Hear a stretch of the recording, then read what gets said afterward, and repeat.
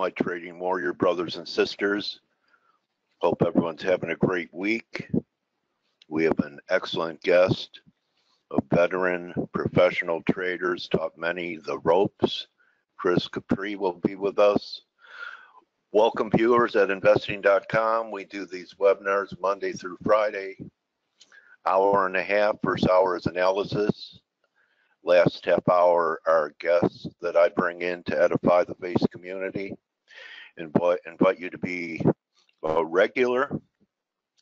Invite you to consider joining our family at ForexAnalytix so that every time you get in the car to drive, which is what we're doing when we're trading, we're driving, we're navigating markets, we're stopping and watching when we should, we're cautious when we should be, and we pull the trigger when everything lines up. So you could test drive our service for $1 for 10 days. You have a link right there in the room. So let's get to the markets. So my best call, my best forecast idea of the week started on Monday. It was a long off a 3 drive to a bottom formation in US dollar yen. I showed the whole community that we had glaring divergences down here at the 3rd drive on the 1 hour TF, on the 4 hour TF, and glaring on the daily. So what have you done for me lately? So far it's been contained in this channel, and I know a lot of people down here were looking for much lower levels, at least 104.20, some talking 102, and longer term I think we could go to 92, but it's very possible that there's more left here. If we break out, this move has been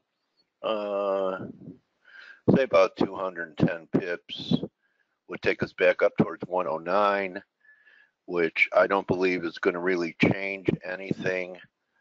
Here's some major support that turned into, that's at 108.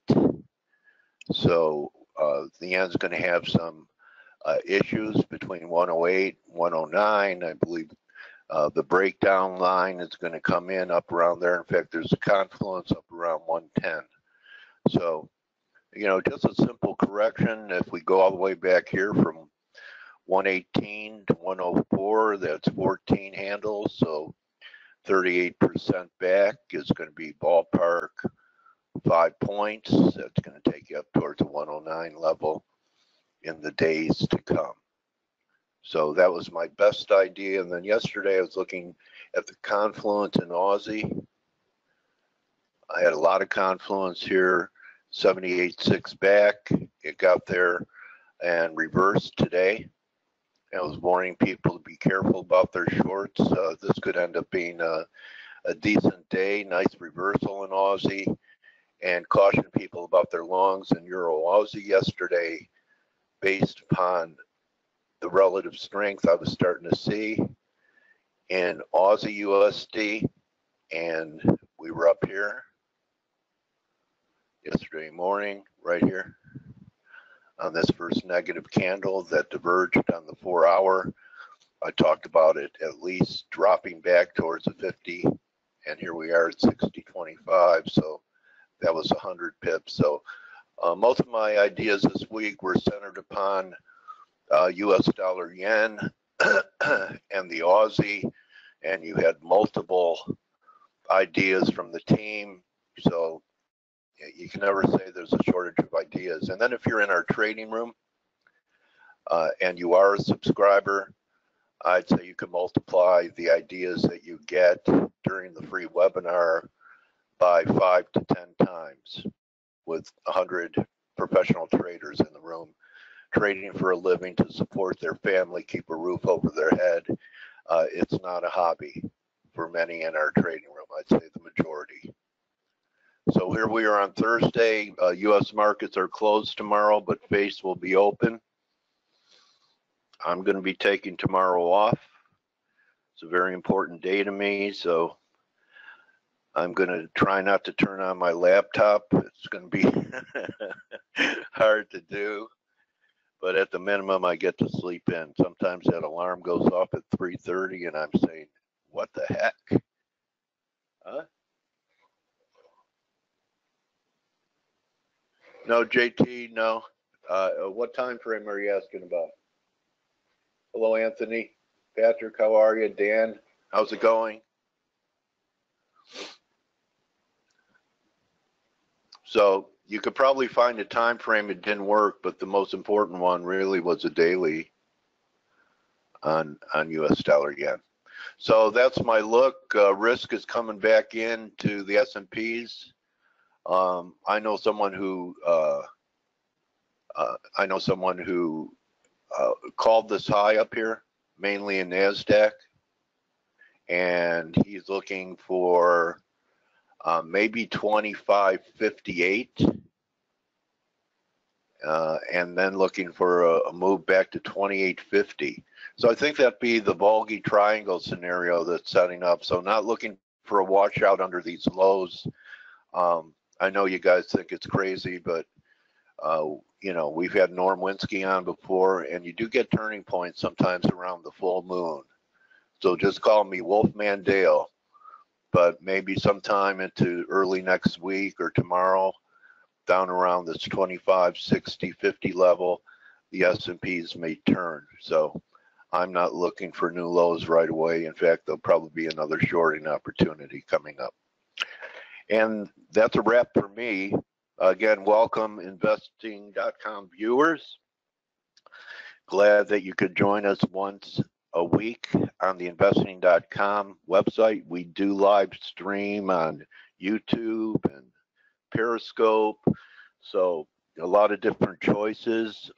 We now have a tablet application that's about to be released where, you know, you could take us with you. You don't have to be stuck at your workstation.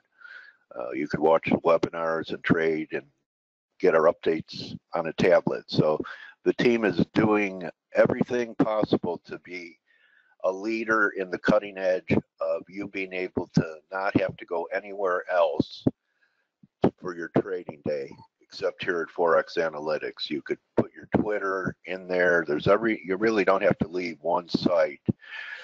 Also, for those of you that are new, most services specialize in one methodology. Say it's Elliott Wave, say it's harmonics, say it's conventional technical, say some people are macro analysts. Well, at ForexAnalytix, you get all of them and tops in their field for that particular methodology. And what's cool about it is you get confluence between the different team members, between Greg and Blake and Steve and Stelios, and Andre's been a great addition. He has something that I saw a tweet today that kind of supports Aussie rallying. He has some type of bullish formation. Something is wrong. Something is wrong with my mic. Okay, so I've been getting these complaints.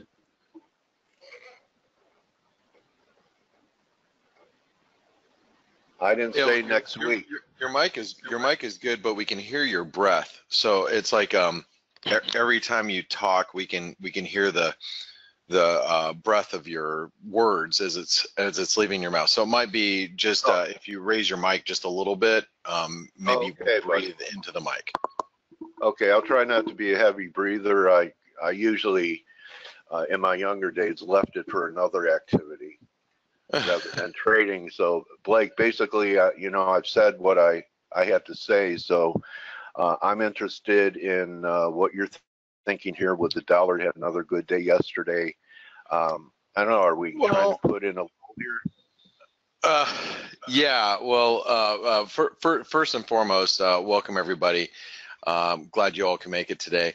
So let me talk a little bit about yesterday. Yesterday I had the worst day of my trading month, just so you guys know. And I like to talk these out because you know, it's good. It's good because if you're a trader and you think that it's always roses and sunshine and unicorns every day. It's not. And yesterday was a day that actually I should have been listening to Coach. You talked about the reversal, the divergence in the dollar yen. I actually shorted the dollar yen, you know, on this rally overnight. So what happened is I shorted it, and I didn't take into account the end of month flows, which was my mistake. I was thinking, okay, we're going to get all the end of month flows on Thursday today versus yesterday. And anyway, when it blasted new highs, I had a couple of orders out overnight to get short, and I got run over. That's why when we were on this webinar yesterday, I had to, you know, I was sitting there going, okay, I can't talk because I've got to manage these trades, and I had to manage losses, which, you know, it does happen. And you know, I like I said, I had the worst trading day of my month yesterday, and I had a great month, a spectacular month, and it was a shame for me to give back as much of my gains as I did at the end of my quarter and at the end of the month. But it happens, you know, and it's one of those things where now I'm trading carefully because I don't want to screw up any more of my quarter, you know what I mean? Which I've been taking profits on. I was short the Euro Aussie, took some profits there. I actually shorted the Pound Aussie, took some profits there because we had some really nasty reversal candles. You can see I put in patterns in play yesterday for those of you that are still playing it, and I'm long some Aussie dollar right now. I'm a little worried because stocks are coming under pressure, but the reason why I want to talk this out is because, you know, when I'm on a webinar like right now, when I'm on with you guys, I have to be really careful because I manage a lot of money, and I manage money for a small closed-end fund, and so because of that, I have to be respectful of the amounts of money that I'm trading. And so when I'm managing losses or managing gains, a lot of times, you know, I'll be on here and I have to say, hey guys, I can't really talk right now. It's because I'm in a pretty profitable position, and I don't want to relinquish those profits either. So, you know, yesterday happened to be the other way, where I happened to be on the wrong side of the market, and I had to manage those losses. But that was a kind of an explanation of my quick exit off of the webinar yesterday. So I apologize to you guys for that. Now, before I get into today, and just so we all know, this is the end of quarter today, and it's the last day of the quarter before a long holiday. So things are going to get really quiet probably after the London fix, which is around noon Eastern. So as soon as the fixing flows are done out of London, the market I do expect to really quiet down ahead of Good Friday. Now, before you leave for the weekend, I have to mention tomorrow I have, and Dale's not going to be here. It's only going to be myself and probably Steve and Stelios on the webinar tomorrow, and maybe Andre or one of our other team members might want to pop in as well. But I have an interview with a very good friend of mine, and I have to talk to you guys about Amir just for a moment, but I don't want to talk too much because I want to give you the full story tomorrow. But Amir Dullahan is an individual that I've known for probably, I want to say over 10 years, maybe more like 12 years. The first time I ever met him, I believe it was in Baltimore, Maryland, before we had webinars and before we had Wise Trade TV, we used to travel to hotels. I would, and I'd set up a laptop and a projection screen, and teach people how to trade the markets. Once a week, I'd fly out and spend a day with our clients. That's what we had to do before we had GoToWebinar and all this great technology. And the first time I met Amir, I wasn't too sure what to meet of him, other than he was a really nice guy, and he talked to me quite a bit, and you know, we hit it off. But then he came to another meeting in the Northeast, and then another one, and then he came to Dallas for one of our conventions. He brought his wife, and I've known the guy for, you know, obviously over 10 years now. He's been a strong voice in our chat room for over a decade. And he went through some personal tragic events that, as a human being, I'm still unsure how I personally would have survived his situation. I honestly don't know how he did it. And he survived. Not only did he survive, but he has thrived, and he has come back stronger than ever. And so tomorrow's interview is probably going to be one of the most inspiring stories you ever hear in your lifetime, a real story. And a trader that has come back, and he's in our chat room every day, and he's trading like a bandit, and I'm so proud of him. And anyway, we'll talk so much more about it tomorrow, and I can't wait to tell you guys his story for those of you that have never heard it. And for those of you that have heard it, I'm sure you're so interested and anxious to hear him again, because 5 years ago, when I interviewed him, Dale, we could barely understand him when he talked. And I love you know, stories like that. I could relate to it. You know, you never know. People always say, "Oh, Blake or Dale, I have faith," but you know, you never know if you really do until you face adversity. Everyone could say, "Yeah, you know, I'm faith." When everything's going great, you know, it's real easy to, you know, be generous and kind and everything to everybody and fight your battles. But when you have to come back and rally from the valley, that's a different story. It is. And Dale, you're no stranger to this as well, and your story is very amazing too. But I'm excited, guys. I'm really excited about tomorrow, and especially tomorrow. It's Good Friday. The FX market will be. I don't even know if the FX market will be. Well, I guess. Yeah, FX will be open, but no, it'll be open. It'll be just so quiet. But if you got nothing, you know, if you got nothing planned with your family or friends, please be around tomorrow. It's going to be, it's cool. I'm really looking forward to it, and I'm going to ask Amir that if he can be here at 8 a.m. Eastern. I told him 9, but I'd like to keep him on. Right at the beginning, because I have a feeling the markets just aren't going to be moving. So, but anyway, okay. But today the markets are moving. So let's discuss that. And by the way, there's a lot of comments from like Ziggy and Dan and Martin and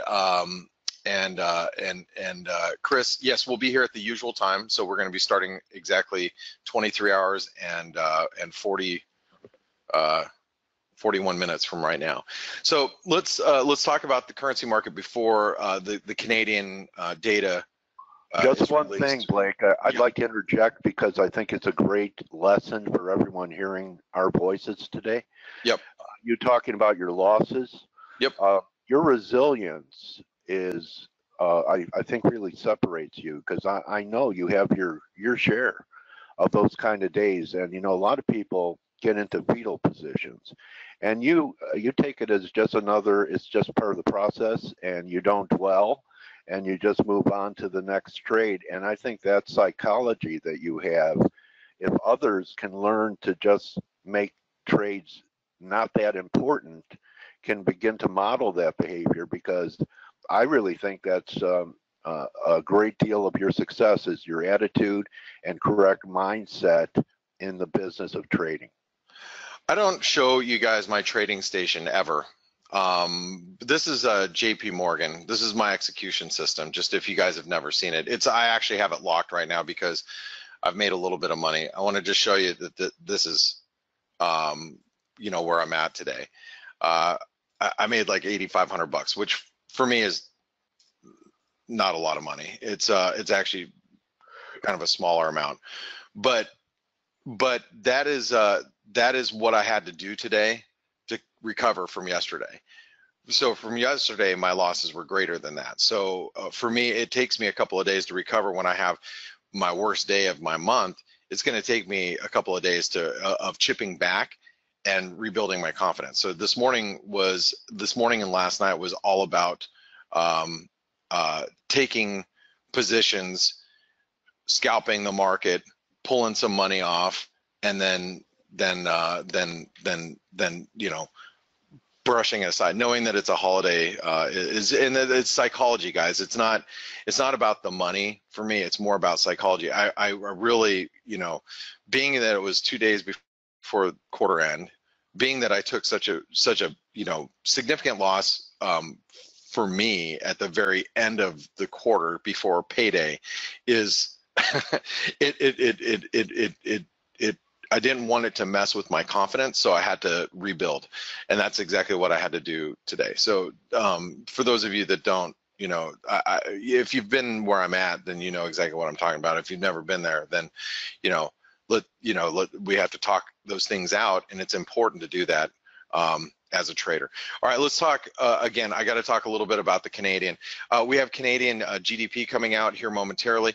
We have this little down channel, and I think while we stay below 129.30, the risk is lower. But let's also talk about that the market is still expecting U.S. dollar buying flows for today, and that means that the U.S. dollar Canadian, even though it looks like we're rolling over slightly right now, it could break above this resistance. And if it does, I still think there's very limited resistance up here to 130. So, this is a possible head and shoulder pattern is what I'm looking at.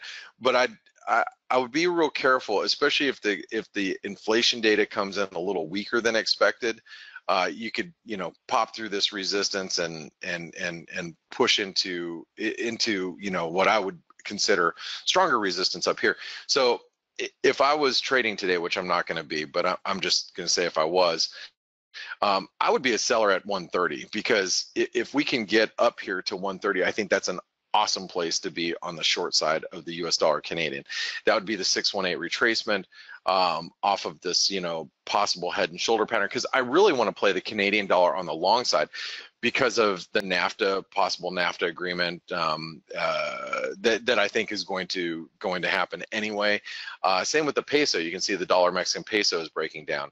Same situation here. These North American currencies against the dollar, whether it's the Canadian or the peso, I believe are good longs right now, but maybe not at this very moment. I'm just talking on more of a macro, longer term scale. I think that we want to play them long for the intermediate future. So looking for a strategic place to be on the short side of the dollar Canadian is where I'm looking at. All right. So that's the Canadian, and we have this data coming out too. Any dip back down to 128 is going to be bought. So in my opinion, so if we have stronger, we have inflation data coming out. The raw materials price index, IPPI, industrial. So, and then we have PCE, personal income and spending in the U.S. too. So we have some U.S. data as well. If we get back down to 128. That's probably going to be a good place to cover if you are on the short side. But if you're all looking for if you're looking for some support, that's probably where we're going to find some support. I don't want to ignore the fact that the dollar buying is supposed to come through throughout the course of the day. So if you see this dip in the dollar Canadian, you might want to take advantage of it. The Aussie dollar, I'm bullish the Aussie. I'm playing it on the long side right now. And if you don't know the reason why, channel support hit 127% extension of this last move. We have a bull flag on the hourly, which I'll show you here in a moment. We have massive divergence and actually I got an email from like Citigroup last night. I think it was Citi, maybe it was JP Morgan. Their tech team was like, you know, hey, we're breaking through this channel, and I'm like, that ain't gonna hold. And soon as it popped right up back through those lows and right back to it popped the stops below the lows. I was at a baseball game last night, my son's baseball game, and when we popped back up, I'm like, this thing's rallying back, you know, tonight. So as soon as I got back, I added to the position. You know, it's making its way higher. The only issue that I have with it right now is that stocks look a little weak, and I know, and I'm going to talk about this for just a second before Steve gets here.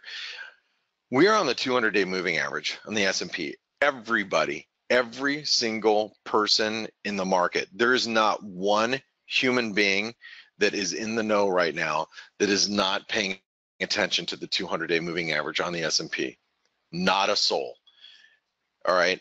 And I'll tell you what, a daily close below the 200-day moving average on the S&P is a game changer for me.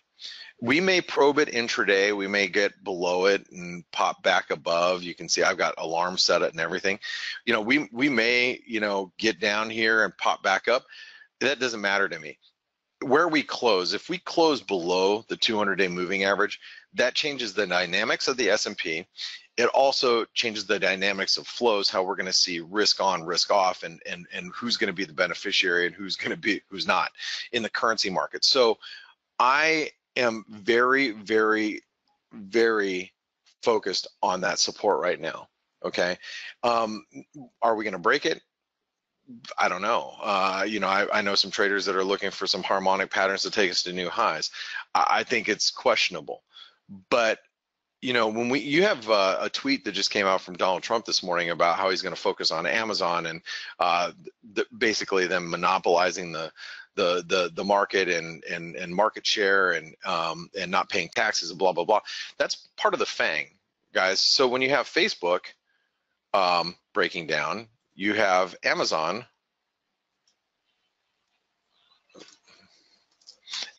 breaking down.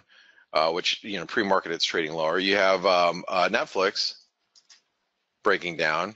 You have Apple breaking down, and you have Google breaking down. That's your leadership in the stock market. So when you have you know, all of these tech stocks that are leaders leading the stock market higher are now turning lower. That is a risk to stocks, and if that's a risk to stocks, that's going to be that's going to change and influence the way that we talk about risk appetite and risk aversion in currencies. By the way, you know, we got a couple of minutes before the Canadian data and the U.S. data. I'm going to sit here with you for it really quick. Let's see here. Give me 1 second. Here, we're going to see the data as it's being released. This is my Bloomberg calendar. So, and yeah, you'll see it. Nice spaceship you have there, Blake. Spaceship. Oh, my trading station. Yeah. Yeah. I mean, you know, here's all the news stories as they come breaking, and you know, but I don't need that right now. We're going to watch the Canadian data, GDP data, and then we're going to flip over to the. Here, I'm going to put it like this so I can flip over to it really quick, and then we're going to look at the, you know, the dollar yen too, regarding the PCE. And Steve, if you're around, you can go ahead and chime in. We're gonna because I'm gonna flip it right over to you here after I'm done. I'm absolutely here, Blake. Okay, good. Oh, hey, Stelios, how you guys doing? Oh, damn, he's here too. So we've got, let's see, we have about 20 seconds until the data is released. So I'm watching the Canadian, and like I said, I think any dip down here to like anywhere below 28.50 to 128, it's going to be kind of find buyers. And if we get above 129.30, it's going to be a pretty bullish breakout. So heads up, guys. We have U.S. inflation data coming out too. We had German inflation data come out some time ago as well. So the initial jobless claims worse. GDP came in worse than expected. Oh, wow. Look at the dollar Canadian just spiked up to, negative 0.1% versus 0.1% expected. Woo! Our MPI was also weaker than expected in Canada. Yeah. So our personal income, personal spending came in line here in the U.S., so not a real big market mover there. But yeah, you got to watch this Canadian. So, like I said, the dollar Canadian, I think, can rally to 130. You got to let it get to 130. If it gets to 130, then, that's the place where you probably want to be on the, that's probably the place you want to be on the short side of it if it can get up there. So we'll see if it can make its way up there. That's what I'll be looking for. And with that being said, I'm going to pass it over to you guys. Hey, Blake, thank you. Okay, and just one last thing. Again, guys, tomorrow is going to be a really, really,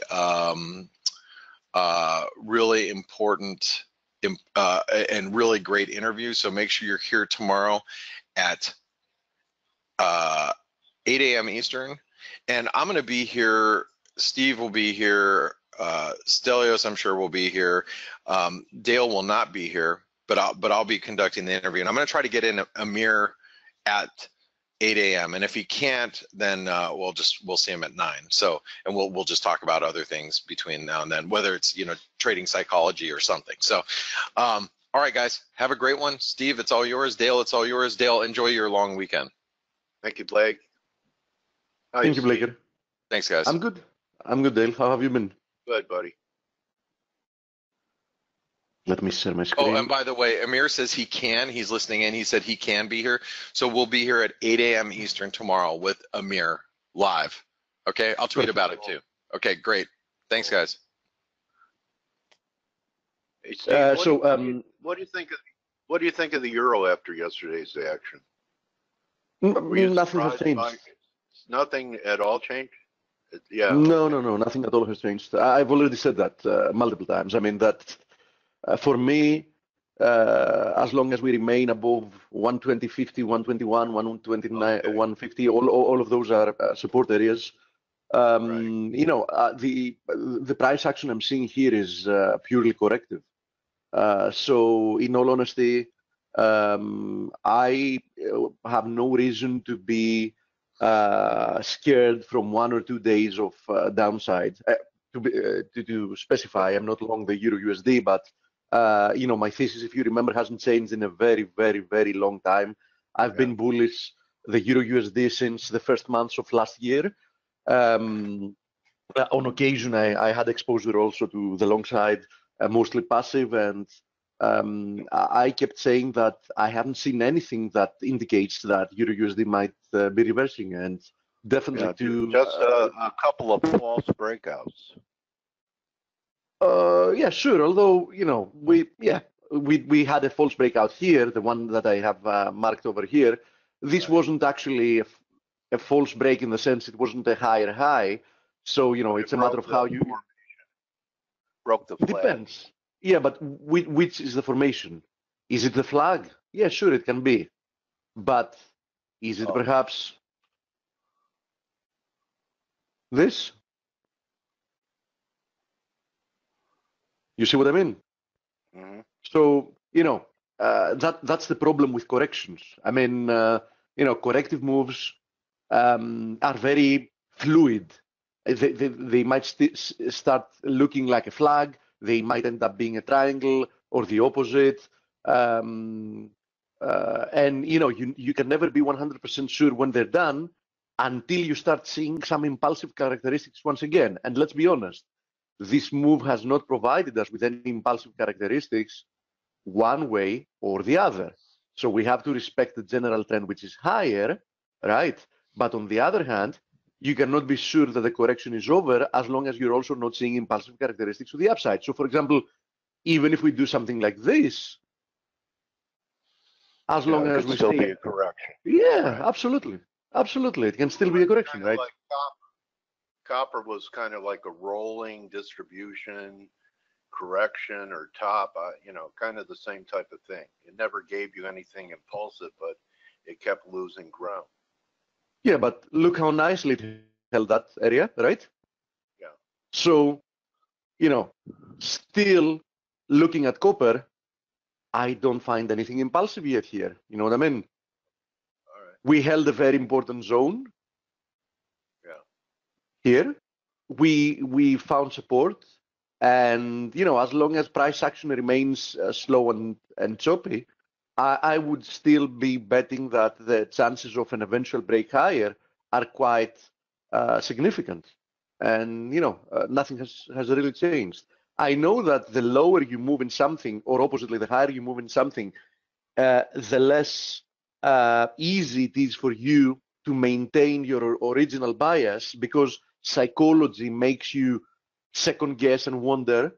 But usually these are the trades these are the best trades as well, right? When you start second guessing yourself without actually having any evidence that have disrupted your initial thought process, just price has done that for you. It's very easy to crack and start, you know, looking at the opposite direction, despite what evidence tells you. But in all honesty, most of the times, if you start doing that, you're going to find yourself changing your mind, probably very near a turning point. So that's something that people have to keep in mind.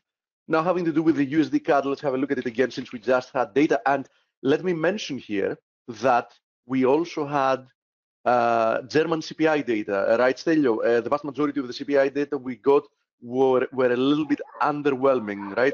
Yes, that is correct, sir. German CPI was 0.4% month on month. We're expecting 0.5. 0.5, yeah. Yeah.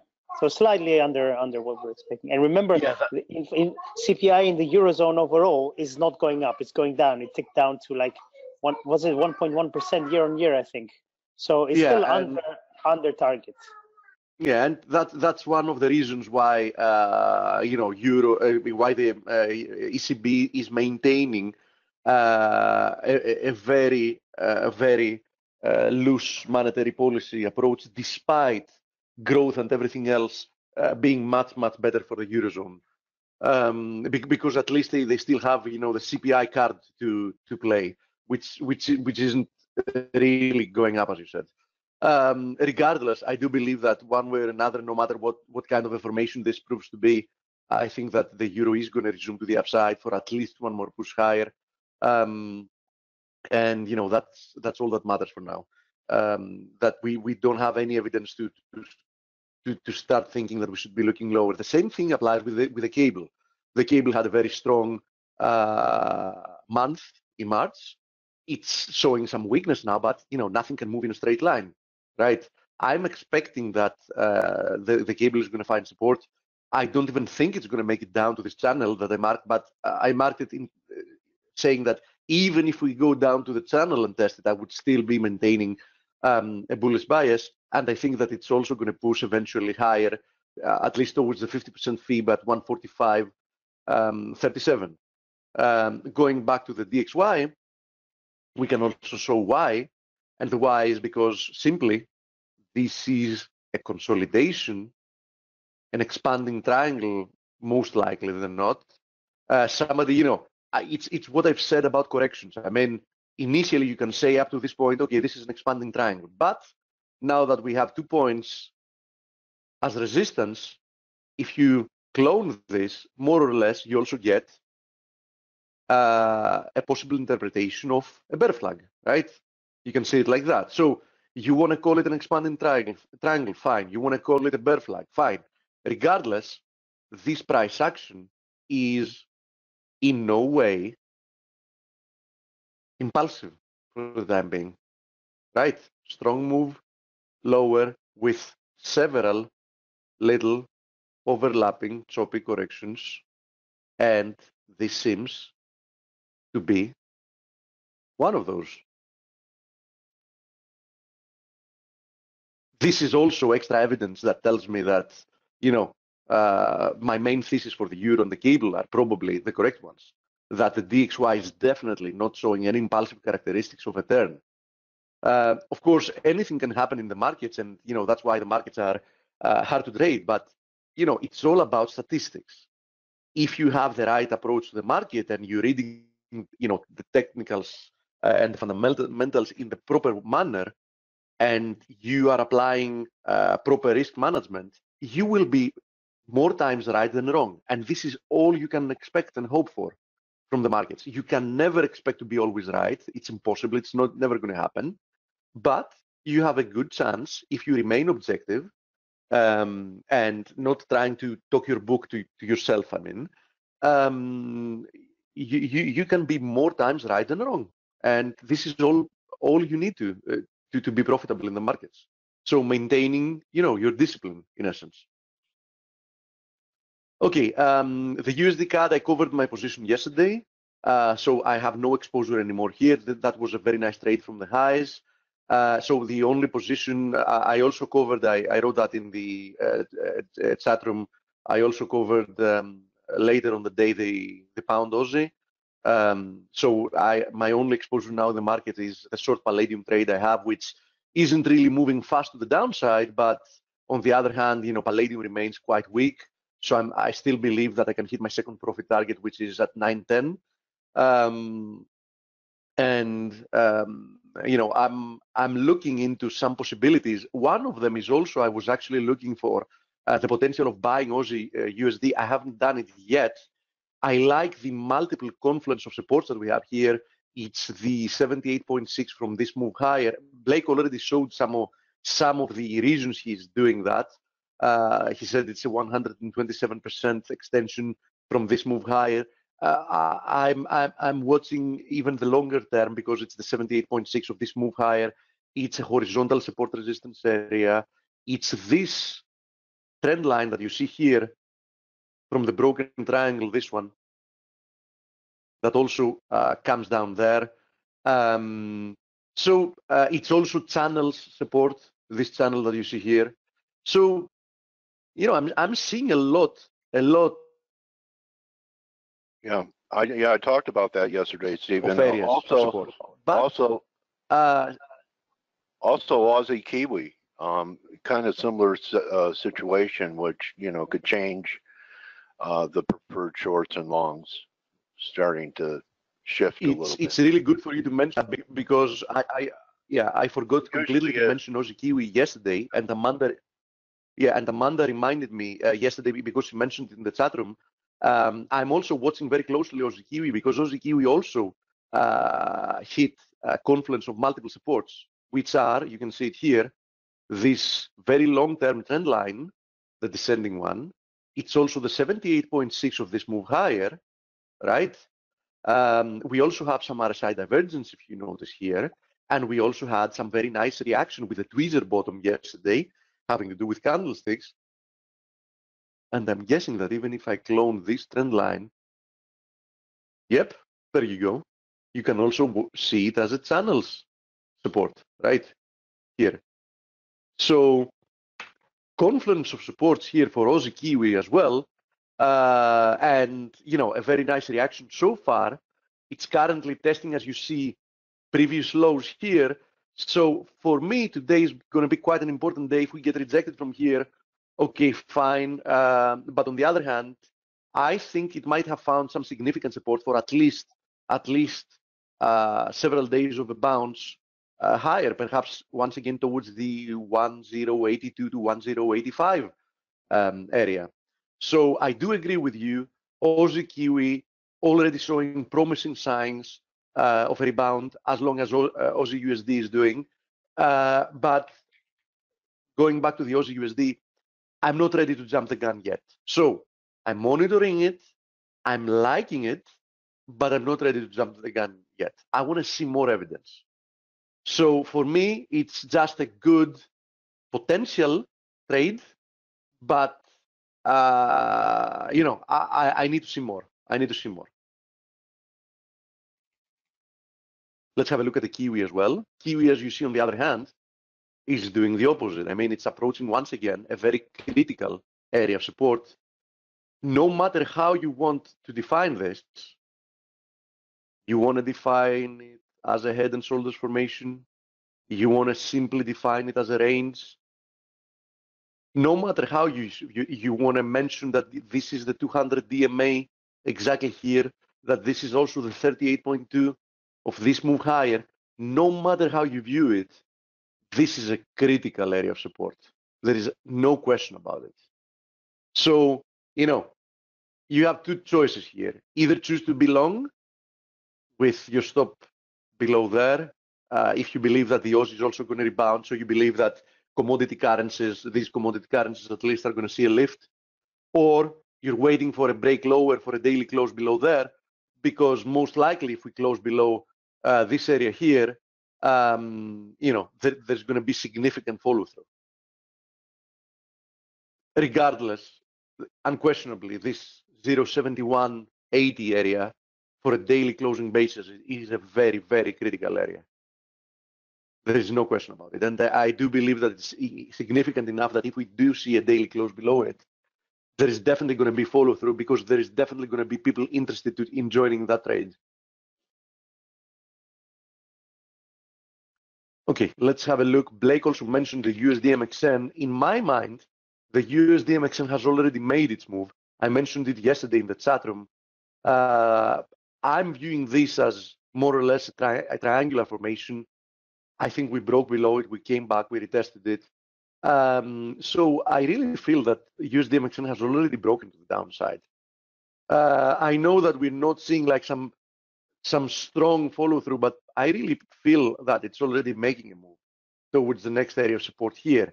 And I've already given my opinion several weeks ago when we had the look at the weekly chart for that exact reason, in which I explained that this was a very strong move higher, in which case, at least I would expect an A, B, C. So something is missing here, in my opinion. Also, pay attention to the head and shoulders formation here, right? So be very careful. I think that the USD-MXN has a very good potential for a push lower, even perhaps the 61.8 of this whole strong uptrend that we had. Always good to keep in mind, how something looks on a weekly chart, sometimes even a monthly chart. It gives you, a much better top-down approach to the markets, and I think it's quite good to have, I think is quite good to have. Now, having to do with the yen, you already mentioned it, Dale. There's no question that USD yen has been rebounding. Yesterday it was a very, very strong up day. This Rsi divergence played out. This proved to be like somewhat of a descending channel. It was obvious that we had some momentum loss already. And I see the potential of follow through. We have currently stalled at this trend line resistance. Personally, I wouldn't be surprised to see some follow through to the upside, but does that mean, something like this, right? For a stronger correction higher. Does that mean that I'm now bullish the USD yen? No, it doesn't. Simply because I believe that there is a very high probability that the move we're going to see is corrective. So I don't want to be short the USD yen right here, right now, but I don't want to be long either. I'm going to be inclined to be looking for opportunities to be short than anything else, right? So my medium term view and thesis hasn't really changed at all. Okay, let's. By the way, Blake already mentioned. We have said it plenty of times. In the past. Potentially, this is a triangle in the SPX. If we break below here, then I think we're going to see some follow through to at least 2480, if not 2400, ideally 2400. Until then, respect the chances for more of a consolidation. If this plays out as a consolidation, I'm going to receive that as a bullish signal, right? So if we fail to break below here and we just keep chopping around, I think that that's going to be a signal that eventually we're going to get a push to the upside and a push to new highs once again. So keep that in mind. For the time being, though, I remain neutral to slightly bearish. If we do break below here, I'm going to be bearish once again, for an extension. But I won't have changed my thesis that we should still be viewing this as a correction to a bigger uptrend, right? You need more evidence to actually consider that the indices have broken. And don't forget that last week we specifically showed most of the FANG stocks saying that Nasdaq is in danger, and they seem to be topping. So that still is the case, meaning that I believe that the Nasdaq is probably the potentially the weakest link, because we have some of the FANG stocks that have propelled the index. You can see this uptrend is just so wild, right? We have the potential of them breaking down further. So I think that if we see more weakness, Nasdaq might be the leading index, right? It's the one that falsely broke to the upside, but it can be the one that will be breaking with force to the downside if we do see follow through to the risk-off environment. I think the next few days are going to save that, because indexes are currently at quite important positions. Okay, so let's go through the questions. I bet that we're going to get some good idea. By the way, speaking of indices, before we continue, let me also say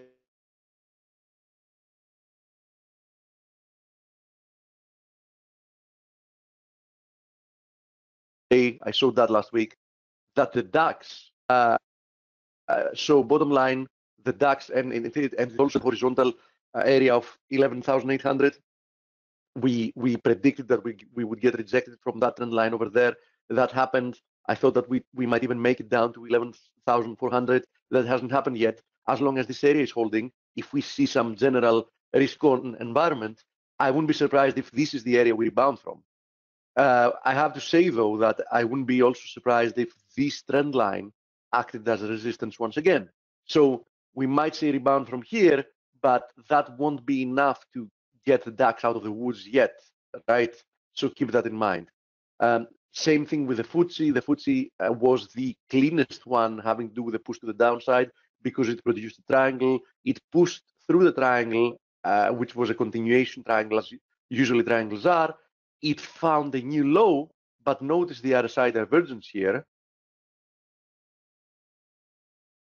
right? And we're seeing a nice rebound. Now, let's see if this area, the 7,100 area, can act as a resistance once again. If it does, we can see another push to the downside. If it doesn't, perhaps, we already like completed the sequence, and we might see a stronger rebound, like towards 7,500. Regardless, I don't think that these indexes are ready to reclaim new highs anytime soon. I think that even if they are to find themselves at new highs at some point in the future, it's going to be more of a slow process, and not like a definitely not what we've gotten used to until the end of January of this year, right? So keep that in mind. Okay, let me open the question box and see. Actually, we don't have a lot of time, Dale, right? So I'm going to get through some questions. Yes, you're still right. Pound and USD and Euro USD stats show higher highs. Yeah, on it. I think it's, what are we learning here? Okay. Is it necessary to check correlation before making analysis? It depends, Asad. Depends. What kind of correlation? And, the question and the discussion about correlations is a very complex one. Keeping in mind what correlations tell you are in general quite important, because very often seeing correlations break can be a signal on its own, or seeing a very highly correlated instrument doing something in advance can also be an indication But this is a very general question. So in general, yeah, paying attention to correlations is important, but it shouldn't be your only signal for doing something, in my opinion. Okay. S&P closed below the 200 EMA, but not SMA. Mazed, I'm actually not watching EMAs. I never did. I think that the vast majority of market participants, one of the reasons why technicals work, and that's why I think that you should keep it simple. For example, I see many people tweaking their RSIs from a 14-day to something else or whatever, but I think there is no point in that because, let's say, having to do with moving averages, the vast majority of market participants are paying attention to the simple moving averages. So I don't think it's worth paying attention to other moving averages, in my opinion, right? Or, for example, the vast majority of market participants for momentum use the 14-day RSI. So in my opinion, using other indicators that more or less like stochastics, etc., that more or less show the same things, doesn't really matter. It's better if you watch the RSI because everybody's watching at the RSI. So I'm not paying really attention to if the 200 EMA has been broken or not. How can you watch the interview? Just by staying here. The interview will begin in 4 minutes. What level of trader is this webinar focused to? Any kind of level, actually. I know as a fact that many of our listeners are from, I mean, we have listeners from really amateurs to people that are very, very well respected in the field and are trading a lot of money. So I think that more or less, everybody can watch it and benefit from it. One thing to see is there is no noise around DB falling in the media. It's at 2016 lows. You're absolutely right, actually. Let me show the chart you're showing on it. Deutsche Bank is at the lows. That's very, very true. Personally, I don't believe that something is about to happen imminently with Deutsche Bank, though. I also have inside information about that. I mean, my best man is very highly positioned there, so I think I would know. But yeah, it's something to keep in mind on. There is even risk coming as you see EU banks, 10-year. Okay, let's have a look at the 10-year bonds, both the Bund and the treasuries. Here is the Bund, in my opinion, still in a corrective uptrend within this channel, and treasuries more or less the same. Might be a channel. I wouldn't be surprised if we actually saw a move higher from here, but absolutely, I'm absolutely convinced that I should remain bearish as long as we trade below this area. So even if I see another push higher from here, I'm not going to be convinced that something is changing and this is a low of some kind. We really predicted that the treasuries are going to find a low there. But I have to say that I mean, we had been saying in advance that this 161.8 was a target, but I really have to say that I'm very underwhelmed by the rebound we've seen, and I do believe that the chances are for a continuation lower after this corrective move, no matter how it evolves, is overdone.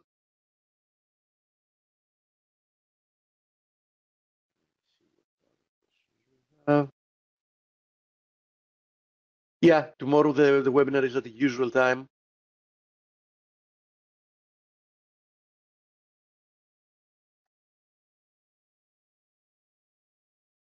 Okay, Dale, are you here? Dale? Indeed, I am. And so okay. Okay, perfect. So no need to bleed into your interview. I think we covered quite a few markets today. So enjoy the interview, mate. Thank you, Steve. Hi, and Chris. have a nice extended weekend since you're not going to be with us tomorrow. Okay, thank you very much. It's a sacred day to me tomorrow for a few reasons. Okay, Chris, I see you. Really looking forward to talking to you again. It's been such a long time. So I'm making you the presenter right now, buddy. My trading warrior brother, everybody, Chris Capri at Second Sky Forex. Second skies, plural. Hi, Chris. Hey, Dale, how we doing? Oh, God, it's really nice to hear your voice. Great to talk to you. You as well. Go ahead. No, please. I was just saying, I wonder how you've been. It's been a while since we've connected. Yeah, well, I'm still breathing in and out and, doing my best every day to build up and edify traders. And I know that's been your mission for a long time. Consider you a contemporary of mine and really looking forward to your presentation today because, I've always taught and said it's really not your method, it's what's in your head that really matters. So great to have you back with us, Chris, and you could take it away and we'll have a conversation. Sure. Well, so I kind of came into this ad hoc in the sense of like, there were no kind of pre-scripted questions that you'd given me or anything. Yeah, and so, I never do that. It's all spontaneous, brother. Which is cool. So I feel like I could talk about anything when it comes to trading, but I'd like to take a few moments to kind of talk about, you kind of said it's all in your head. And I think this is probably one of the most underappreciated aspects of trading. It's not exactly the sexiest. If we were to talk about in terms of like what's sexy when it comes to trading, charts. Traders want to look at charts. If you were to do 100 webinars, I'm willing to bet that people would be very happy with seeing 97 webinars on charts, maybe 2 on mindset and 1 on risk management. In terms of sexiness, risk management is the least sexy it is. It's like, Margaret Thatcher on a really cold day or something like that, as the expression goes. So yeah. Without that one though, Chris, risk management, it may not be sexy, but if you're trading without it, you could be castrated and never have sex again. Exactly. So, but at the same time, the bottom line, it comes down to this, which is that a lot of people struggle with trading. And, if you were to take 1,000 people and they open an account on January 1st, 33% of them are probably going to be in the money at the end of the first quarter. But when it comes to the end of the year, it's going to be about 7%. So you're talking 70 people out of 100. And the question is why is it that 33% of the people can be making money after the first quarter, but then the number drops almost 5-fold when it comes to sustained discipline and practice? And it really comes down to us in the sense that as human beings, we're not wired to be traders. We're not wired to be successful traders. There's nothing part of our human evolution or our brain that is wired to make money trading. Our evolution wasn't dependent upon us looking at charts and making decisions on like sugar futures or what's going on with the euro dollar. None of this was required for our survival. And the brain that you, me, and everybody has today when we sit in front of the charts, it has evolved to be wired to actually be a bad trader. And that's the reason why people struggle so much. Because of our emotions, Chris?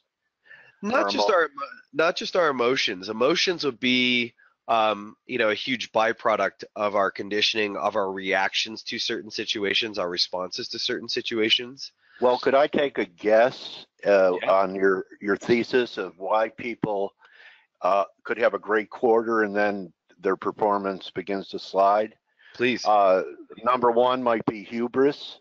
Also, the more important one that I've seen happen, not only to others but to myself, is that when you're doing well, you have an attitude that, oh, I'm trading on the house's money, and you don't treat it the same way when it really has become your money, and you should respect it and protect it as much as your initial deposit on your account. So have you seen people lose their discipline because they're up and they feel like they could be, they're okay and they're up and they don't have to really maintain the same type of rules?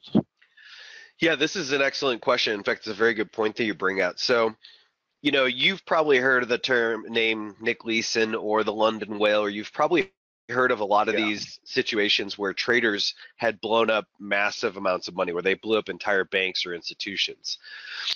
Every single one of those traders, before they kind of went into that massive loss, was on a really large winning streak. And that's part of the reason why they were given more money. And so the way our brains are wired, and men are more susceptible to this than women. That's why in many cases women can often make better traders, and I'll get to that in a second. But men naturally have more testosterone. We all know that. And testosterone is a neurochemical. I used to. It's constant. It's happening to all of us. So it's part of the deal. So what happens is that you need the neurotransmitter of testosterone to take risk. Without that, you will be risk averse. Men have more testosterone by default. And so that makes us much more willing to take on risks and accept risks. Now, what happens to your brain and everybody's brain here that's listening, when they are on a winning streak, testosterone tends to increase in the brain.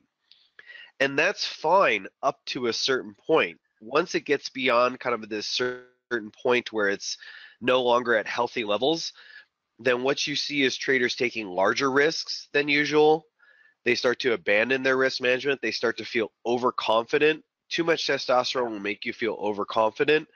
And eventually it gets to a point where the risk and the way they're trading is so kind of disproportionate to what they actually should be doing. Eventually that blows up. Eventually the winning streak ends. And because they've kept stacking up risk and risk and risk, it ends up creating this kind of both psychological and neurological crash in their brain, and their chemistry gets all off at that point. And so if you look at most people who go on winning streaks, they tend to experience this increase in this testosterone, and all of a sudden the risk management that they were using to get that winning streak starts to go away. And I'm willing to bet any one of your traders that's listening to this right now who's gone on a winning streak has probably experienced something like that. And if they have, that's their biology and that's their, kind of neural wiring taking place. And so it's also, you also have to look at it from a perspective of self-image. So everybody kind of has what I would call a comfort zone.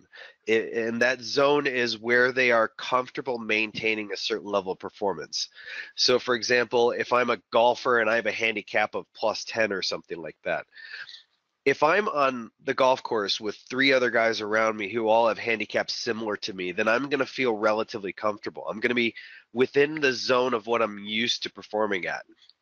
But if you were to change those guys out and swap them in with Tiger Woods and Rory McIlroy and 3 of the top players who are professionals, I'm going to start feeling outside of my comfort zone. And getting outside of your comfort zone a little bit is a good thing. It's where you start to kind of feel this friction. You feel a little bit more nervous than usual. Maybe you feel a little bit on edge, but yet you still feel like you can kind of control your emotions to some degree, your thought process, your mental execution. When you get too far outside of that, then what happens is that kind of ability to control your mental execution goes away. Your self-image starts to say, look, I'm not used to making $10,000 a pip. So, maybe my mortgage is $10,000. Well, if you're in a trade and you're looking for 100 pips and it's $10,000 a pip, you're well outside your comfort zone. And that's going to throw your brain and your psychological processes off and your mental execution off tremendously. So do estrogen levels increase when you choke? It's the opposite of testosterone. It sounds like biochemistry at work here. So yeah, when you're around guys that are too far above your level, makes you nervous and you choke.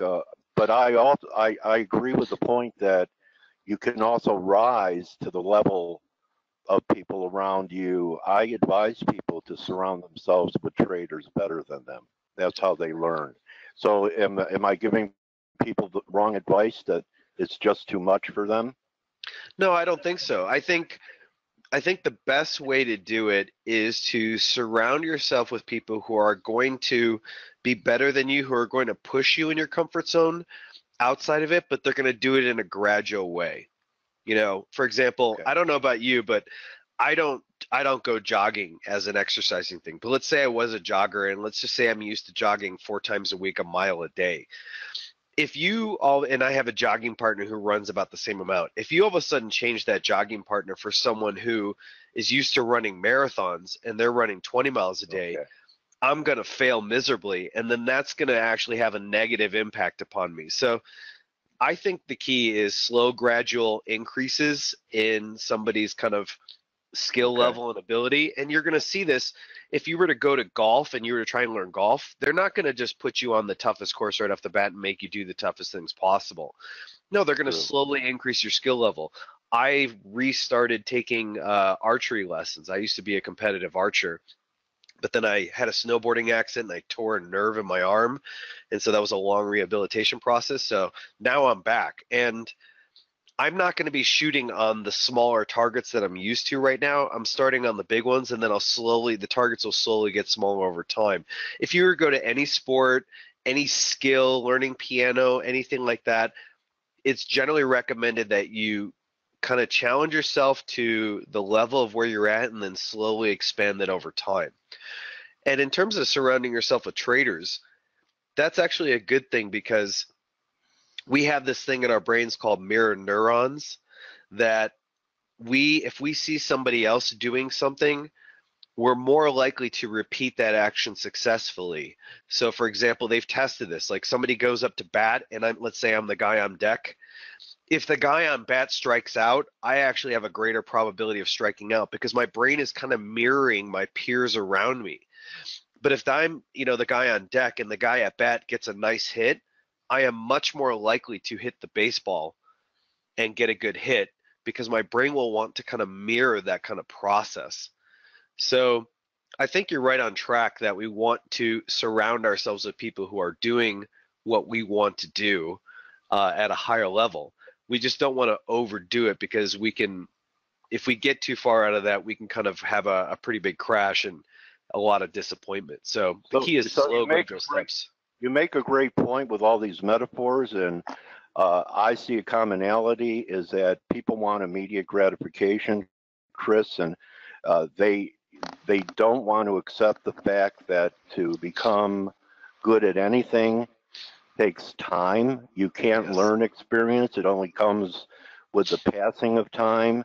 And people are begin to over leverage themselves or begin to trade live too soon. And it's really a lack of patience of knowing that, even to become a carpenter or a plumber, first you're an apprentice, then you're a journeyman, then you're a master.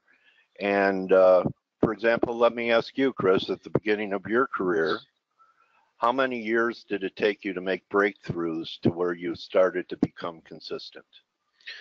Consistency didn't really hit me until year 2, year 3. I actually had an unusual start. When I started, I went on a 6-month winning streak. I had turned 3,000 into 83,000 in a very short period of time. And some of that was just kind of, my mindset was in a really good place when I started trading.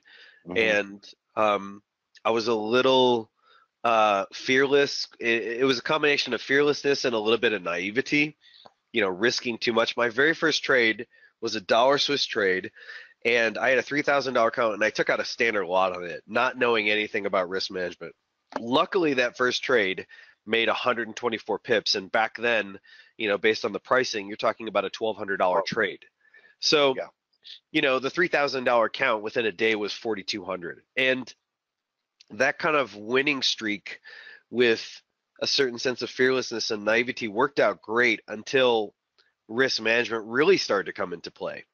And I kind of had that winning streak where the testosterone was building, and pretty soon I was trading 10 standard lots, which you should not be doing on an $83,000 account.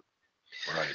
And all of a sudden I had my first big loss, and I literally lost $25,000 in 15 minutes, and I lost $50,000 that month. And I experienced that personal crash that I talked about, that I read about in books. I experienced that firsthand. And that took me about How'd you come out of it, Chris? Did you take a break? Sometimes stepping away to reassess is the best way to stop a hemorrhage. How did you manage yourself through that drawdown, and what was your thought process in being able to make a comeback? Yeah, the smart thing would have been to take a break. Unfortunately, I didn't do that. I was a little too stubborn, I guess. And so pretty soon I just kept losing, and it turned into a 6-month losing streak at that point. So the turning point for me one day was, imagine having an account that starts with 3,000 and 6 months later it's 83,000. You feel high, you feel on top of the world at that point.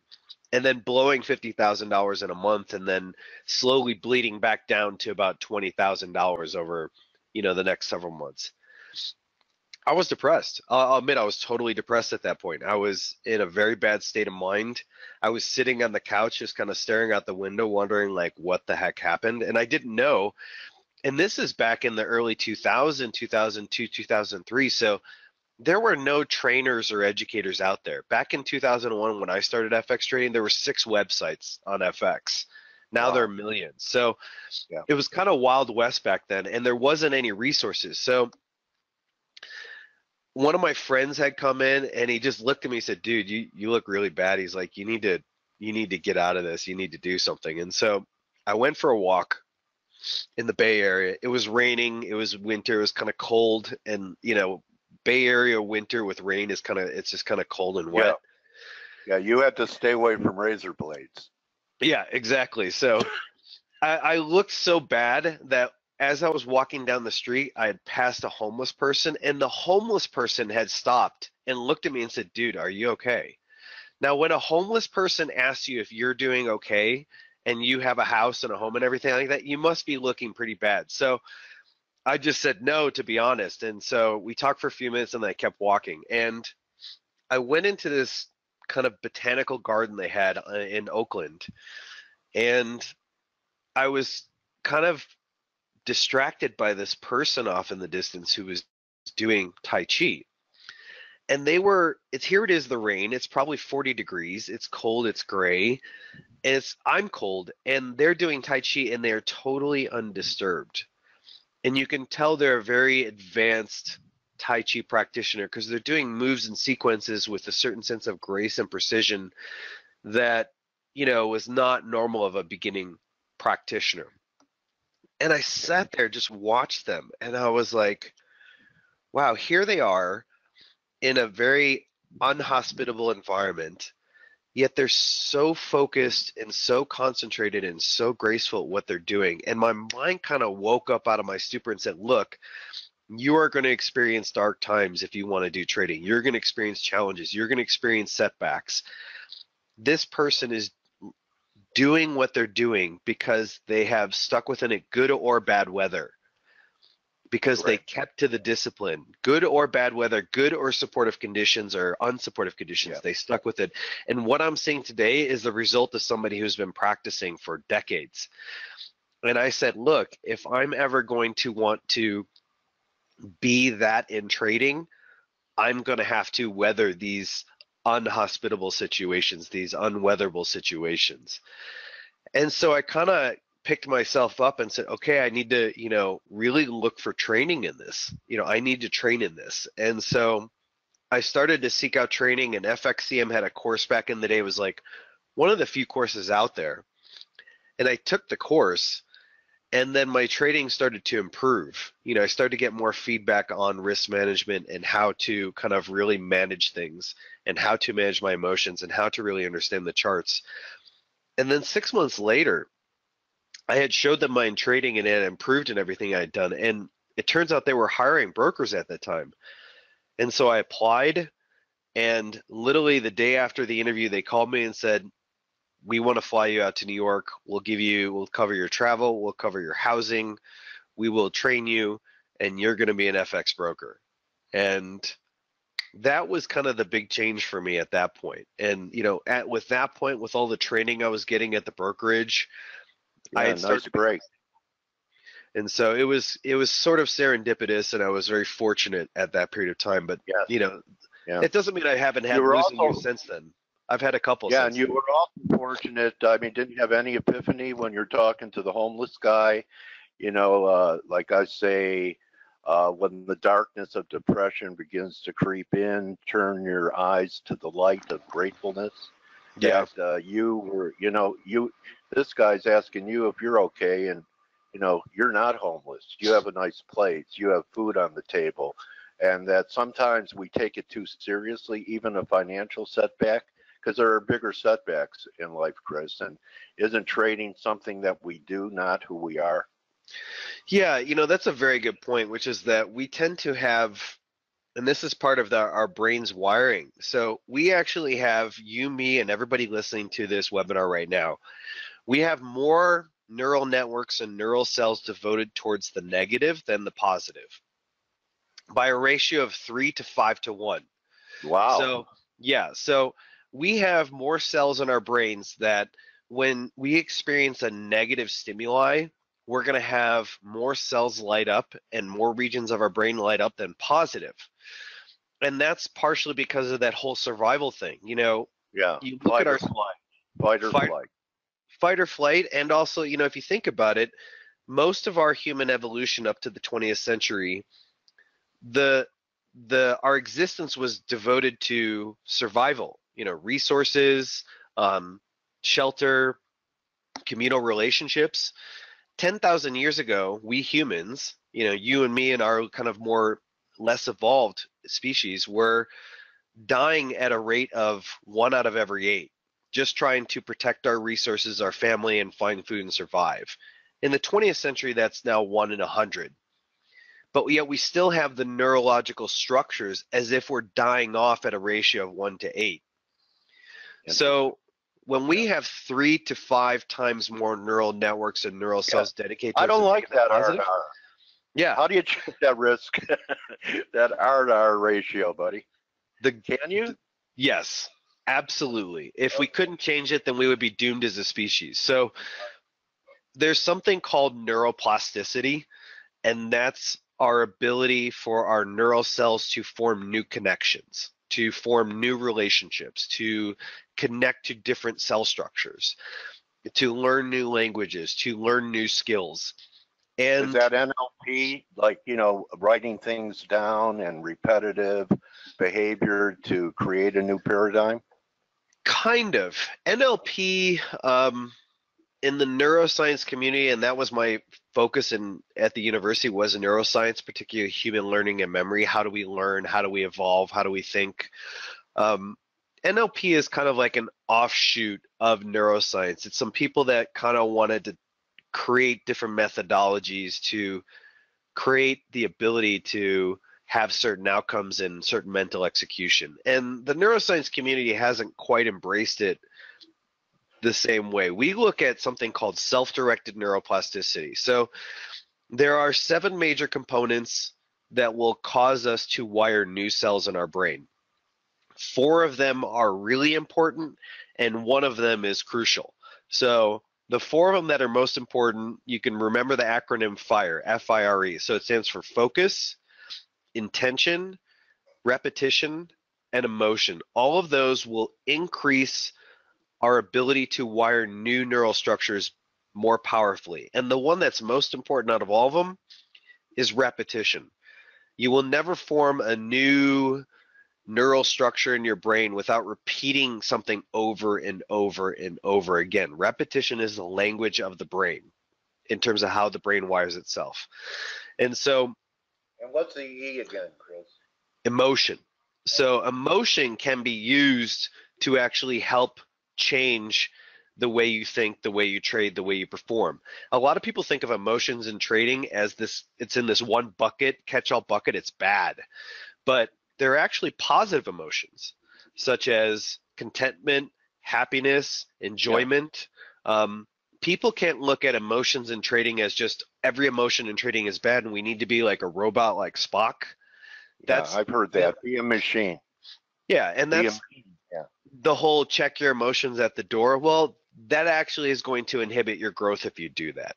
What we need to do is, through self-directed neuroplasticity, use this kind of FIRE, these focus, intention, repetition, and emotion, to wire positive habits into our brain. The best way to think about this... Is that done like through imagery, Chris? like, you know, put a picture of the house that you're dreaming to live in or the car you want to drive, and there's some type of subconscious emotional reaction, attachment to it, and all you have to do is you don't have to be consciously figure out how to get there. You just have to know where you want to go. You're kind of talking more along the lines of The Secret and that book, yeah. The Secret, and if you think about it, if The Secret was so powerful as is, there would be a lot more people with, like, you know, BMWs and, you know, mansions and things like that, and it just didn't work. And that's because you can't just visualize the outcome. You have to visualize the mental execution that will produce that outcome. So self-directed neuroplasticity would be specifically directing your mind and your thoughts and that kind of self-talk that we have to ourselves towards positive outcomes. So for example, let's say I make a trade and the trade doesn't work out, but I did everything right. What would you say is the most common reaction that an inexperienced trader will have to that trade not working out? Even though they did everything right, even though they followed their plan, they executed good risk management, what do you think is the most likely outcome of an inexperienced trader in that moment? They're still critical of themselves because it wasn't a positive outcome. Yes, and that's self-directedness, neuroplasticity going in the wrong direction. They're criticizing based upon the outcome. But in actuality, they did the technique right. They followed their plan. They controlled the risk, and they executed it. You and I both know that trading is probabilistic. And so just like a poker player knows that just because they have pocket aces pre-flop doesn't mean they're going to win their hand. They're more likely to win that hand, but they could also lose a lot of money on that hand. And so the same thing for traders. We have to look at trading in a probabilistic framework in the sense of, like, look, if I take this exact same setup 100 times, what's the chance that I'm going to make money over 100 times? I may lose this trade right now, but if I keep taking this trade in this structure and this kind of pattern over and over again, it's going to make money. So if this one time it doesn't work out, self-directed neuroplasticity can come in and say, look, I need to focus on what I did correct, and I need to reinforce that and think about that after the trade. Because when I reinforce it, tell people to journal these things, Chris, because when you write it down, it's more powerful than a thought, and that's one of the benefits of journaling. Yes, and there's a reason for that, because when I am writing something down, a thought, versus just thinking it mentally, I'm actually activating more neural structures and more nerves in my body. Okay.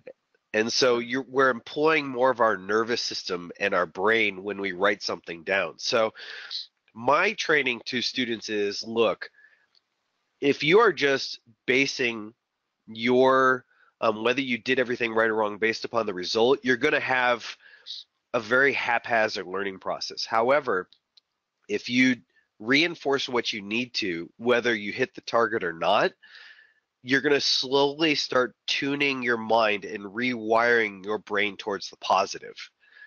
If you have 3 to 5 neural structures, more neural structures towards the negative than positive, then I need to, at a 3-to-1 ratio, direct my mental thoughts at a 3 to 5 times greater rate than I'm doing it now, so that I can put those things in balance. And so, you know, that's the training that I teach people. So the secret is, there is no secret. It's work.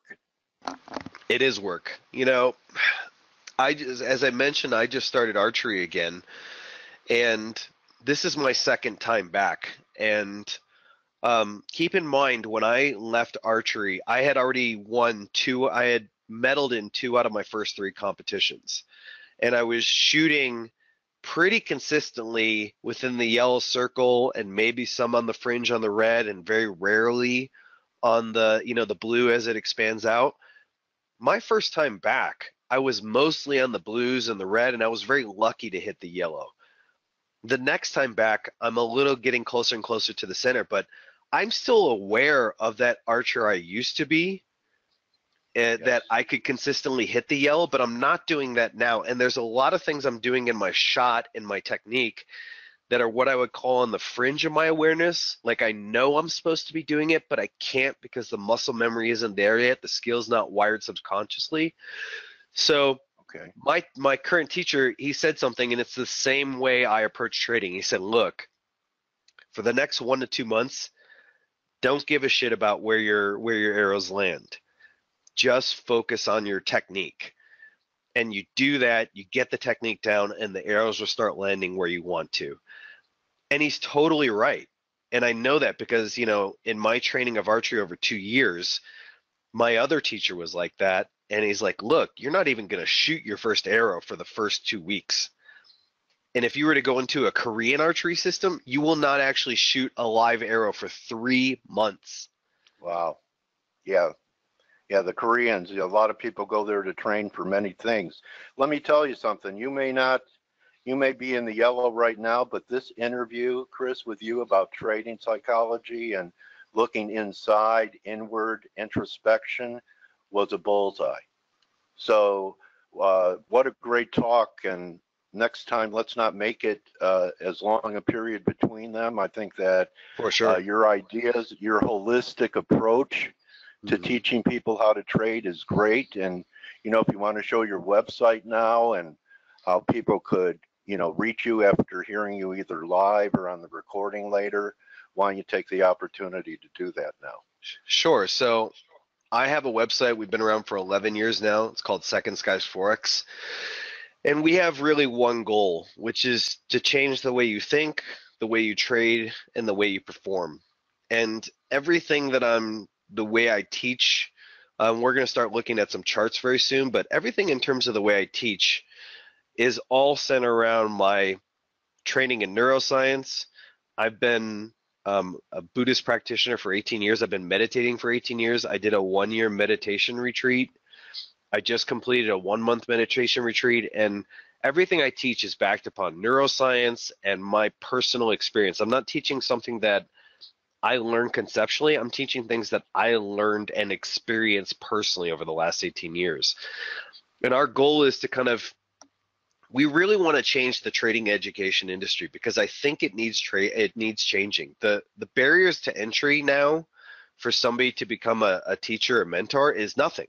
You just put up a website, create some sort of story, and that's it. And as long as you have good marketing, you're going to reach people. And I think the trading education industry needs to change similar to what you're doing. I think you are doing some of that right now, which is that the whole idea of just putting out a bunch of videos like here's a video course or here's a book, go do this and then go start trading, that model doesn't work. And if it did work, that needle of, the 7% profitability would be changing. You know, when I started, there were 6 websites. Now there's what, 1 million plus websites on FX. So we've had a huge proliferation of training and education, but yet the needle in terms of profitability hasn't moved. Why is that? There's only 3 possibilities. There's a problem with the education, there's a problem with the trader, or both. And the answer is both. And so I feel like trading education now needs to shift more towards a combination of mindset and skills, that we need to focus on teaching skills and not just strategies. And that whole repetition I was talking about, that the language of the brain is repetition. We need to put students through thousands and thousands of repetitions. There are no flight simulators for trading today that will put you through those repetitions. So imagine you and I are trying to learn how to fly a plane, but there's no flight simulators. What do we do? Yeah. And that's, I think what you're doing is excellent because you're giving people a live environment to really kind of go after what's important.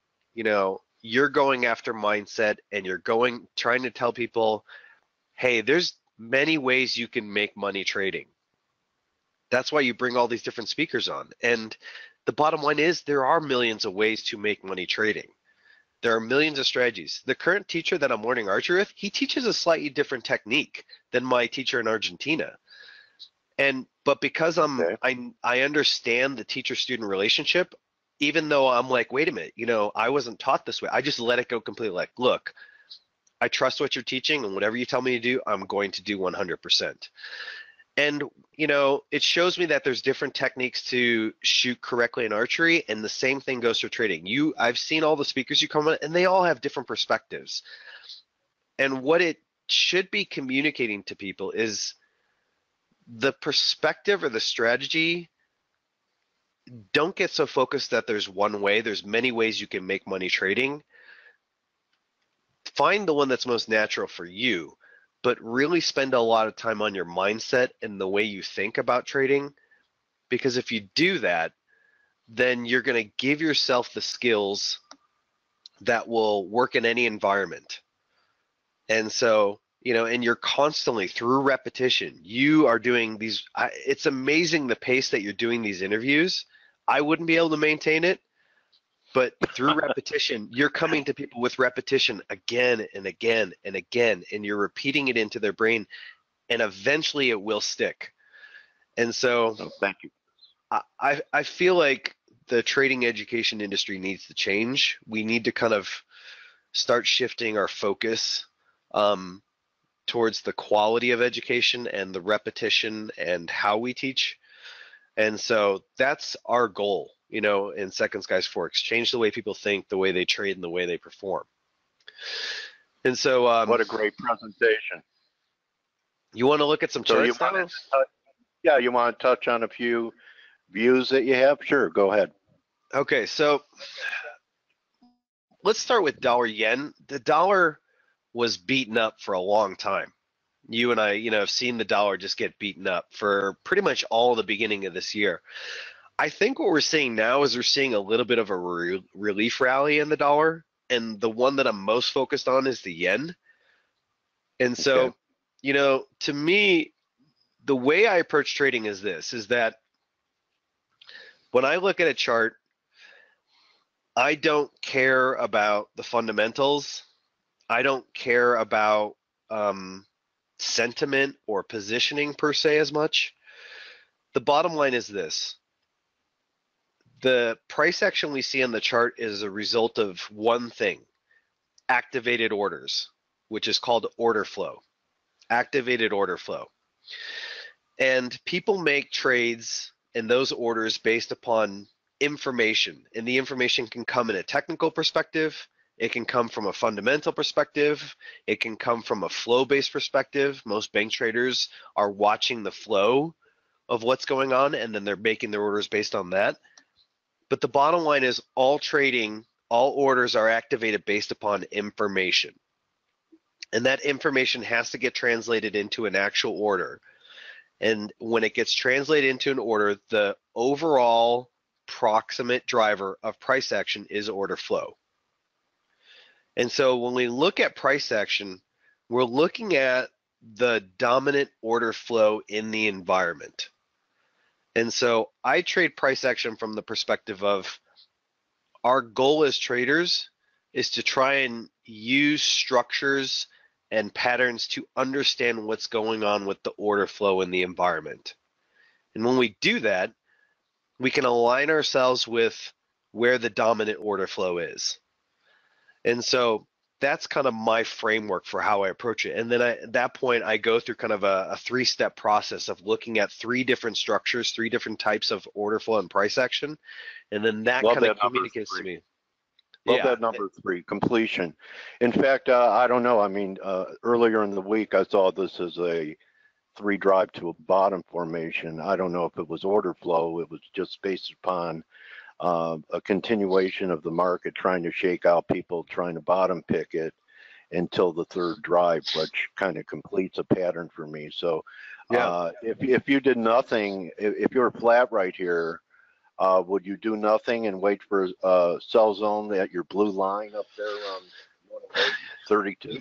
Yeah, so as a trader, I am as a human being in a relationship, I'm in a monogamous relationship. But when it comes to trading, I believe in polygamy, which is the sense of I am not married to one bias of long or short. I'm looking at both sides of the market, and I'm always thinking in if-then scenarios.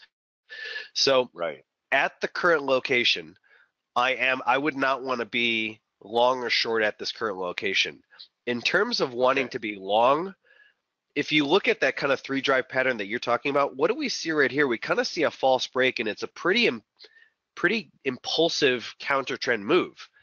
I mean, come on, the dollar yen, since January 1st, the dollar yen's been selling off 2 out of every 3 days. But then as we start to get closer and closer to that 105, we start to see more bulls start to come back in. And when you break out to new lows and then have an immediate counter trend reaction, that usually signifies a false break. And so to me, this was a false break of the 105.23 structure, and it's been pretty strong buying since. So if I'm going to be long, I want to be buying here or want to be buying here. And if I'm going to be selling, I'd like to be selling around the 108, 108.28. I think dollar yen could rally maybe even all the way up to 110. But then I think at that point, it's probably going to run into some medium-term sellers who are going to say, okay, your relief rally and your completion at, this kind of counter trend play is over at this point. So I actually, at the beginning of the year, told my students that I did my top 10 trades for 2018, and one of them was that dollar yen's going to 105 and 100. And the first part of that's already happened. I think what we're seeing right now is the dollar shorts kind of got just too overextended. We saw a lot. I mean, if you look at euro dollar, you look at anything that was, against the US dollar, the dollar was losing ground since January 1st. Yeah, let's look at euro. I think you had it up there. Euro dollar is holding a little bit better than dollar yen. We're not seeing a massive reversal of any structure, but we are seeing it kind of struggle here. So to me, we are in a kind of we're kind of in a wide corrective structure at this point. I wouldn't want to buy euro dollar until here, and I wouldn't want to sell it until here. And if euro dollar breaks it here, that's fine. I'll buy it back up here. I actually in December had called for euro dollar to hit 129 this year, and I still think that's a very likely probability, but I'm not going to be married to it in the sense of if the price action changes, I need to change with it. I need to kind of be kind of like a weatherman in the sense of like, look, if it's snowing outside, I don't want to be wearing my spring jacket. WD Gann, buddy. If you don't learn how to change your mind, you won't have any change left. Yeah, and one of the better traders of the 20th century, WD Gann. So I look at euro dollar is it's kind of losing. I think there's kind of a tiredness in terms of the bullish support that it's had. It's just not finding as much bullish interest as it did before. There was some pretty strong buying off this level here and here, but look at what's happened since then. You're not seeing the enthusiasm for buying the euro dollar right now. So I think traders got to stand aside on euro dollar right now, and they got to wait towards the 122, 121, and then if it breaks this, wait to your 120.65 before buying. But I'll take both sides of the market. I'll sell it up here and I'll buy it up here until this structure breaks. This structure is communicating, look, there's no dominant player, but there are people who are saying it's overvalued here and it's undervalued here. So we need to trade. It's a battle zone. It's a battle zone. Yeah. What a great interview, buddy. I'm telling you, Chris, I'm getting very nice comments in the room. Comments like, what a great interview, dead center, bullseye, excellent interview, coach, good to be reminded of these true facts. Thank you, Chris. Probably the most interesting interview I've ever heard on ForexAnalytix, except for the bit about evolution, which I don't believe in at all. The rest was fascinating from Manny. So, I want to thank you for your giving spirit, Chris, of coming in and reminding people of things that they don't think about enough and opening people's eyes to things they've never even considered thinking about. So that's huge. So have a great spring trading season, Chris, and you too. Let's not make it a few years. Let's get back together maybe in late summer, fall, and see what's happening again. And I wish you and everyone that you teach, here's your words, all the success in the world. May pips rain down on you and them. Oh, I appreciate it. And, you know, I just want to say, I really appreciate what you're doing for the trading community, and I think you're doing a special service, and I'm just constantly impressed with the pace and the volume and the exposure that you're doing. I watch it from the sidelines, and I'm sitting there, I'm like, he's older than me, and he's out hustling me. I have no idea how he's doing it. You know, I think what you're doing is excellent, and if I can leave people with one last thought, it would be this, which is that there will never be, at least right now, there will never, and there has not, and there will not be a bestseller called Get Rich Slowly. All the bestsellers out there are Get Rich Fast. And if you look at people like, who's the wealthiest man on the planet right now? Jeff Bezos. You should see some of the images of him in his early years. In the garage. Starting in the garage, in the factory. There's a great picture of him where 60 Minutes did an interview with him in '99, where you go into his office and it just looks like this crazy. It's like in some manufacturing warehouse. He has this plastic sign on the wall that's like crooked, and it says Amazon.com, and his desk is just cluttered, and he's got boxes of shipments around his desk, and you're looking at this guy and you're like, no way is this guy ever going to be successful. And he didn't get to be number one in terms of wealth on the planet by focusing on getting rich fast, because the people that do that are trying to go after that portion of your brain that's not evolved. They're going after that button. And the thing about it is, if that worked, there'd be a lot more people who are millionaires right now. And that's not what's happening. Your goal should be focus on skills, focus on the mindset. Just like my archery teacher said, forget the first, hitting the target the first few months. Just get your technique down, and then eventually you'll be able to hit the target at will. And I guarantee that's the same thing with trading. Focus on what Dale has been talking about through repetition, through skills, through patience, building this mindset over time. And then pretty soon you'll find yourself, wow, I'm actually trading pretty good. And that's because you've wired it into your brain at that point. So go reverse that negative 3 to 5-1 ratio, or 3 to 1 or 5 to 1 ratio in your brain, and you will start to change not just the way you trade, but the way you live your life. Beautiful. So don't quit. People say, Chris, when you're trading, don't quit your day job. I say, don't quit your daydream. Yeah. Jeff Bezos didn't. You didn't. Many didn't. So again, Chris, thank you so much for being here. You're my trading warrior brother, and I wish you continued success. And you're a great thought leader in our FX community and industry. So I appreciate it. Well, good health and good success to you as well, amigo. I really appreciate it. Thank you, Chris. That was Chris Capri, everybody. So that's a wrap for Thursday. I'm not going to be here, but Blake has a great testimonial interview tomorrow. And everyone have a great Passover, Easter. Thank you. And I'll see you on Monday for the 1-year anniversary of FACE. It's been 1 year and 200 interviews later.